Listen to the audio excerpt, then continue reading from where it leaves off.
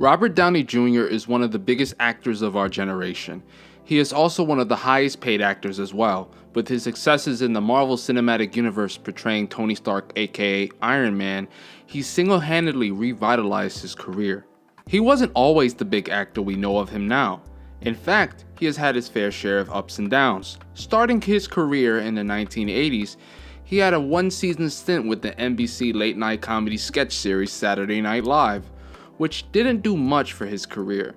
That year in 1985, SNL had terrible critical and commercial reception, and most of the staff of the show were let go after season's end. Rolling Stone would even go as far as naming Downey as one of, if not the worst SNL performer of all time. Things started to look up for Jr. after the failure. He started taking a dramatic turn with his acting, starring in films such as Tough Turf and Weird Science, eventually even landing him a gig portraying Charlie Chaplin, which landed him his first ever Oscar nomination. Unfortunately, an Oscar nomination wasn't enough to rid him of his past demons, and he had encounters with law enforcement due to his drug habits. He had been in and out of the spotlight for some unflattering reasons, including being caught with heroin, cocaine, and marijuana. He had to go to rehab several times during the latter half of the 90s. He was still a well-known actor, but his drug problem prevented him from getting roles and keeping them. He was even fired from a voiceover job for an NBC animated series because he didn't show up for rehearsals. After coming off a year-long stint in a drug rehabilitation facility to deal with his drug habits, he managed to land a role on the then hit television series Ally McBeal, which earned him a Primetime Emmy nomination. Unfortunately, again, he was arrested for suspicion of being under the influence due to an anonymous 911 call. People had speculated that Downey was manic or depressed, or even going as far that he was suffering from bipolar disorder. Downey was quick to shoot down any of these assumptions. After a solid 5 years in and out of rehab, Downey was determined to revitalize his career after his shortcomings. He went on the Oprah Winfrey Show to explain what he had been going through, his experience being in and out of rehab, and what drove him to go down the path he did. He confessed that he knew he had to change his ways for the better very soon, or else he'd end up in jail for a very long period of time. Years started to go by, and he was steadily making a comeback in the industry, starring in indies such as 2005's A Guide to Recognizing Your Saints, David Fincher's Zodiac, and 2007's Charlie Bartlett. He started to get roles little by little until he came across a role that will eventually set up his life forever, and essentially make him the household name he is today. Marvel Studios had announced it had casted Downey as the main role in their new up-and-coming superhero film.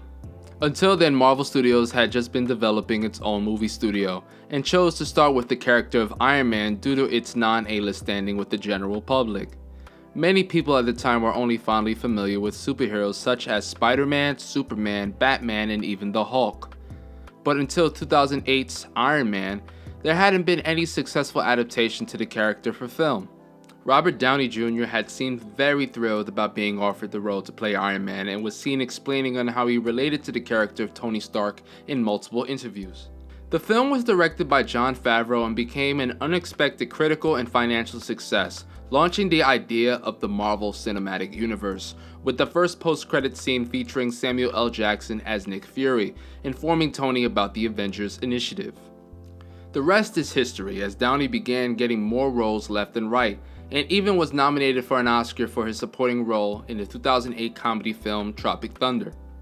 Iron Man got a sequel in 2010 that was also met with financial success, as well as the superhero team-up film The Avengers in 2012, which at that point was the highest grossing superhero film of all time, until it was dethroned by both Avengers Infinity War and most recently Avengers Endgame. He also starred in other box office successes such as 2010's Due Date and 2009's Sherlock Holmes, which had a sequel in 2011. Since then, he starred in 5 MCU films back-to-back, featuring himself reprising the role of Tony Stark from 2015 to 2019.